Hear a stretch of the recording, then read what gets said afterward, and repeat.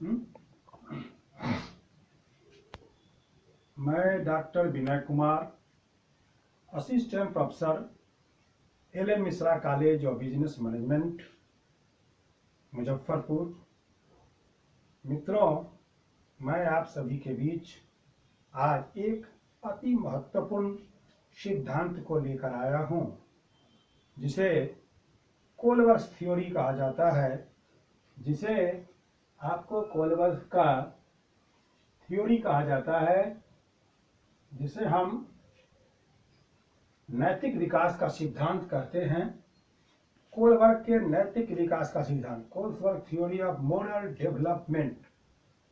मित्रों, सबसे पहले हम कोलवर्ग के बारे में जानें कि लॉरेंस कोलवर्ग का जन्म अमेरिका में हुआ था सन 1927, 25 अक्टूबर 1927 को लॉरेंस कोलवर्ग का जन्म अमेरिका में हुआ था। यह एक अमेरिकी मनोवैज्ञानिक थे। इन्होंने बच्चों को इस बाल्यावस्था से लेकर किशोरावस्था तक के बच्चों को छोटी मोटी काल्पनिक कहानी कहकर उसके नैतिकता के सिद्धांत को परखा, जांचा, उसका तर्क लिया। यह बिल्कुल जीन पियाजे में जिस तरह सामाजिक ज्ञानात्मक सिद्धांत को जीन पियाजे ने लिया था, जिस प्रकार से, उसी प्रकार से कोलवर्ग ने भी इस तरह के थ्योरी को डेवलप किया। और उन्होंने इसके लिए बालक का उम्र में बांटा कि 6 बरस से 10 बरस से 16 बरस के बच्चों के विकास की बात के लिए उन्होंने इस तरह के सिद्धांत को रखा। 6 बरस से बाल्यावस्था 6 बरस से ही उन्होंने बच्चा को रखा 10 से 16 बरस, 10 बरस से 16 बरस के बच्चों की बात की। लेकिन उन्होंने 4 बरस से ही इसको माना, बाल्यावस्था से कि नहीं, 4 बरस के बल्ले के और 16 बरस के बच्चों को देखा जाए। इसको इन्होंने 3 भागों में बांटा। इसके लिए उन्होंने एक काल्पनिक कहानी कही, हिंज की एक कहानी कही, जिसमें उसने बताया कि हिंज की एक पत्नी थी जो बहुत बीमार पड़ गई थी, और बीमार पड़ने के बाद उनके इलाज के लिए हिंज जहां तहां प्रयास किया, घुमा दवा के लिए, और अंत में उसे एक दवा खाना मिली, एक डॉक्टर का पता मिला जिसके वहां दवा के लिए वह गया। तो उसने बताया कि जो दवा है वो 200 दवा तो है मेरे पास, लेकिन इसकी लागत मूल्य $200 है, लेकिन मैं आपको इसको दूंगा $2000 में। वह वापस आया, बहुत सारे प्रयास किया, और उन प्रयासों के बावजूद उन्हें $1000 हुआ। वो $1000 लेके दुकानदार के पास गए, उनसे कहा, लेकिन उसने दवा नहीं दी। तो एक दिन उन्होंने उस दवा खाना को तोड़कर रात में दवा निकाल लिया और अपने पत्नी को दिया। इसी पर ये जो आपके कोलवर्ग हैं, इन्होंने बच्चों के नैतिकता और अनैतिकता का जांच किया कि इनका लेवल जांच, इनके पक्ष और विपक्ष की बातें जानी, और इसी के आधार पर उन्होंने नैतिकता के पैमाना, अनैतिकता के पैमाना को लागू दिया। और इसी प्रकार ये जो कोलवर्ग हैं, इन्होंने अपने सिद्धांत में 3 स्टेज की बात की। पहला स्टेज प्री कन्वेंशनल स्टेज, प्राक रूढ़िवादिता, प्राक रूढ़िगत नैतिकता का स्तर। प्रीवेंशनल स्टेज, प्राक रूढ़िगत स्तर का स्तर, सिद्धांत का कहा उसका प्राक रूढ़िगत नैतिकता का स्तर। दूसरा कहा उसने रूढ़िगत कन्वेंशनल स्टेज, रूढ़िगत नैतिकता का स्तर। और तीसरा कहा पोस्ट कन्वेंशनल स्टेज, उत्तर रूढ़िगत नैतिकता का स्तर। मित्रों, ये 3 स्टेज हैं उनके, pre conventional stage, conventional stage और पोस्ट कन्वेंशनल स्टेज। इस तीनों स्टेज के 2-2 अवस्थाएं की चर्चा उन्होंने की। प्रथम स्टेज के 2 अवस्था स्टेज, फिर दूसरे स्टेज के 2 स्टेज, और पुनः तीसरे स्टेज के 2 स्टेज, यानी कि 6 स्टेज हुए। तीनों स्टेज मिला के 6 अवस्था की बात उन्होंने की। Pre conventional stage, conventional stage and post conventional stage. तो इन्होंने प्री कन्वेंशनल स्टेज के दो जो अवस्थाएं बतलाई, उसमें पहली अवस्था की चर्चा उन्होंने किया मित्रों, आज्ञा एवं दंड की अवस्था। तो आज्ञा एवं जो दंड की अवस्था है, उसमें जो बालक चूंकि बाल्यावस्था में होता है 4 वर्ष से लेके आपको ये जो प्री स्टेज है, ये 4 से 10 का जो स्टेज है प्री कन्वेंशनल स्टेज, उसमें जो कहा कि आज्ञा एवं दंड की व्यवस्था, जो कहा पहला स्टेज का पहला अवस्था, तो उसमें कहा कि बच्चे जो कार्य करते हैं वो इस स्वरूप से माता पिता की आज्ञा का पालन करते हैं जिसमें उनको पुरस्कार मिले, दंड न मिले, इस भाव से उनके अंदर नैतिकता आती है।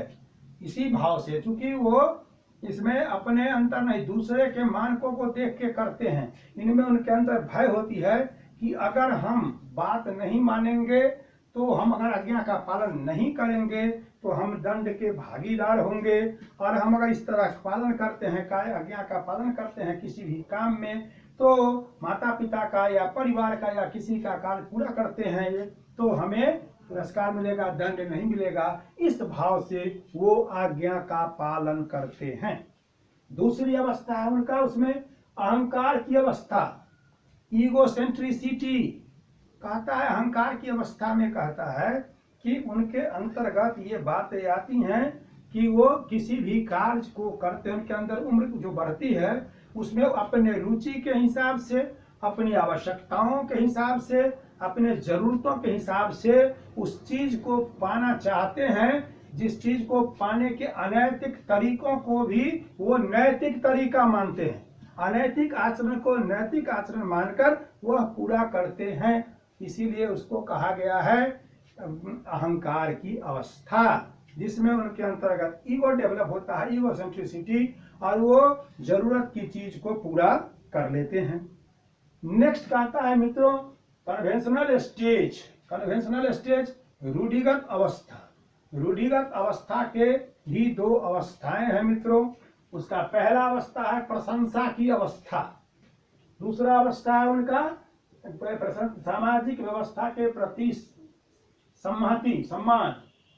तो मित्रों प्रशंसा की अवस्था उसको कहते हैं जब बालक का एज बढ़ता है तो वो जो कोई कार्य करते हैं जिसमें उनको वाहवाही मिलती है, परिवार में कोई कार्य जिस तरह के कार्य करते हैं जिसमें उनकी प्रशंसा होती है और वो प्रशंसा पाना चाहते हैं, एक्टिव होते हैं, जो एक्टिविटी उनकी बढ़ती है, कार्य करते हैं तो उनको उससे प्रशंसा मिलती है।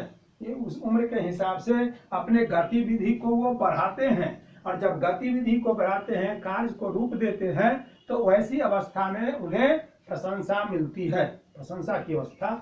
नेक्स्ट है मित्रों सामाजिक व्यवस्था के प्रति सम्मान।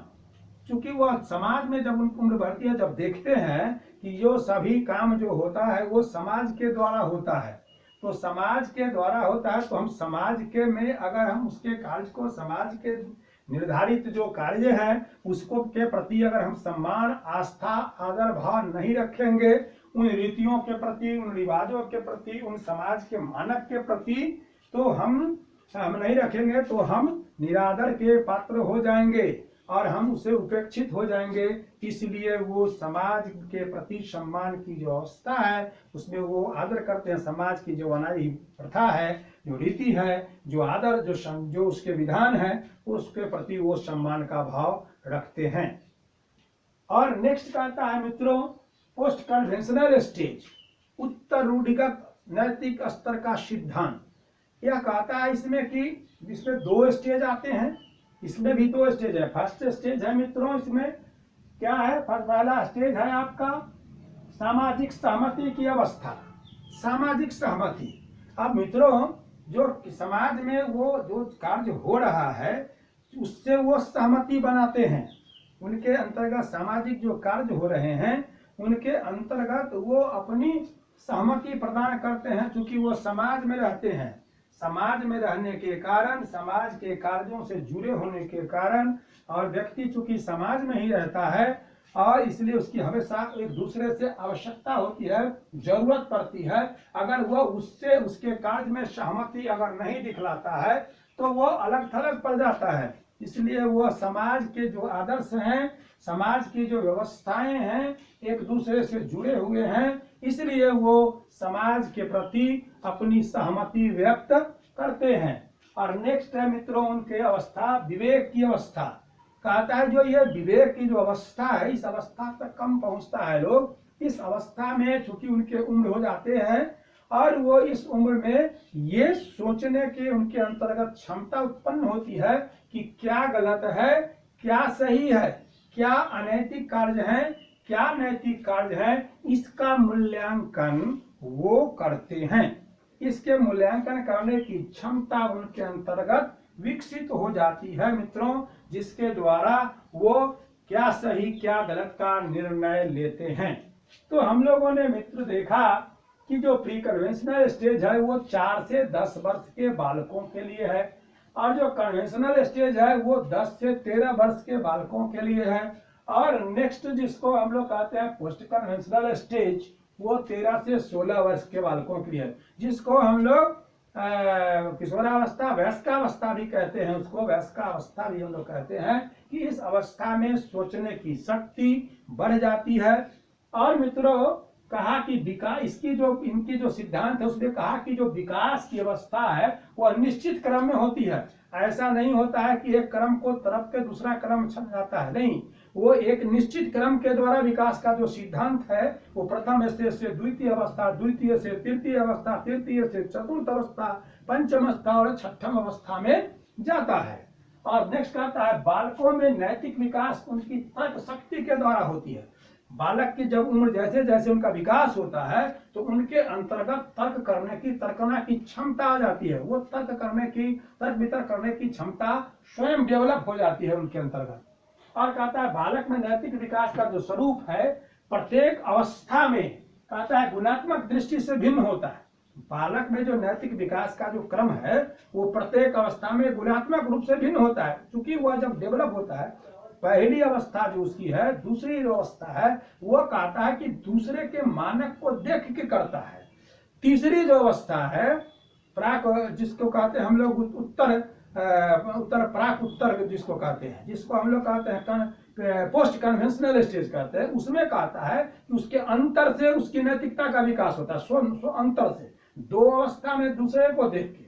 लेकिन जो पहली अवस्था है मित्र, उसको अपने अंतर से, स्वयं उसके अंतर से यह भाव आता है जिसमें वह मूल्यांकन करता है क्या गलत, क्या सही, क्या नैतिक, क्या अनैतिक।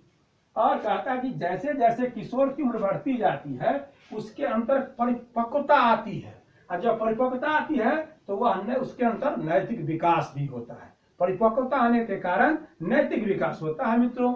और कहता है यूरोप, अमेरिका, अफ्रीका आदि देशों के अध्ययनों के निष्कर्ष के द्वारा जो पाया गया मित्रों, उसमें कहा क्या, पहला कि बाल्यावस्था से किशोरावस्था एवं किशोरावस्था एक नैतिक तर्कना पाक रूढ़िगत से क्या करता है, रूढ़िगत में परिवर्तित होता है। बाल्यावस्था से जो किशोरावस्था के जो नैतिक तर्कना है वो पाक रूढ़िगत से रूढ़िगत में परिवर्तित होता है।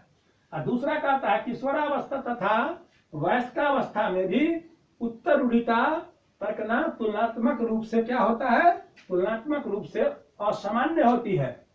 कहता है मित्रों निष्कर्ष आया कि बाल्यावस्था से किशोरावस्था की जो तर्कना है वो प्राक रूढ़िगत से रूढ़िगत में परिवर्तित होता है। और दूसरा कहता है कि किशोरावस्था तथा वयस्कावस्था में भी उत्तर रूढ़िता जो तर्कना है वो तुलनात्मक रूप से असामान्य होता है।